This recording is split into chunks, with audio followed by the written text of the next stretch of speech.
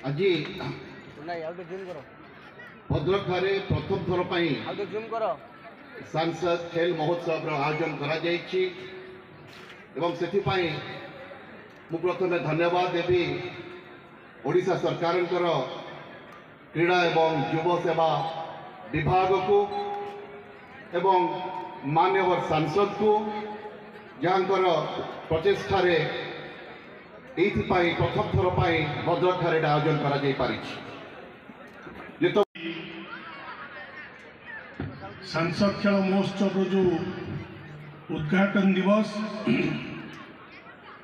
यही अवसर में आम गहन आम जिलार गर्व गौरव ओडिशा सरकार मान्यवर उच्च शिक्षा क्रीड़ा और युवा व्यापार ओडिया भाषा साहित्य संस्कृति विभाग मान्यवर मंत्री श्रीमान सूर्यवंशी सूरज महोदय उपस्थित अच्छा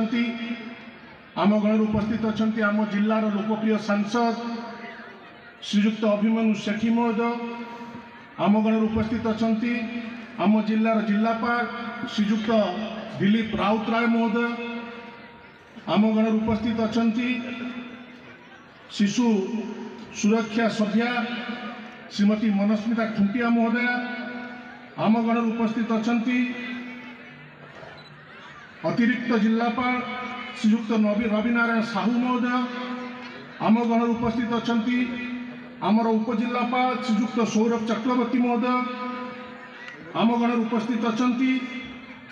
अतिरिक्त लोकसभा प्रथम थर करी सांसद खेलकूद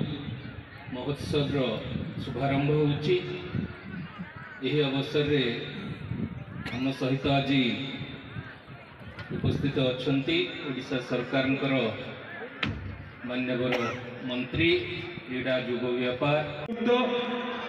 प्रथम थर करी भद्रक जिले में सांसद खेल महोत्सव अनुष्ठित होउछि। प्रधानमंत्री नरेंद्र मोदी जी आह्वान रे प्रधानमंत्री जी आग्रह रे ए सांसद खेल महोत्सव तीनोटी बिंदु अच्छी जो पिला माने एठी भाग नहीं समस्त को कहवा चाहूँगी आम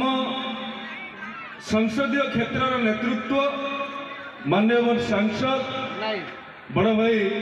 अभिमन्यु सेठी ए नेतृत्व एवं भद्रक लोकप्रिय युव विधायक श्रीकांशु शेखर महापात्र प्रत्यक्ष सहयोग रे जिलापाल दिलीप बाबू एवं उपस्थित थिबा जिलार समस्त अधिकारी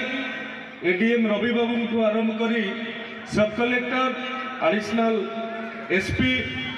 समस्त उद्यम रही एवं जो मानकर विशिष्ट वरेण्य अतिथि माने एटी उपस्थित अच्छा ओएससीपीसीआर मेंबर मनस्मिता खुंटिया महोदया एवं भगवान पंडा को आरंभ करी ईश्वर बेहरा पर्यंत समस्त उपस्थिति ए कार्यक्रम को गरिमामंडित करिछि। डीएसओ भद्रक डीएसओ बालेश्वर अजय बाबू कमला बाबू तमाम नेतृत्व जो माने मंचासी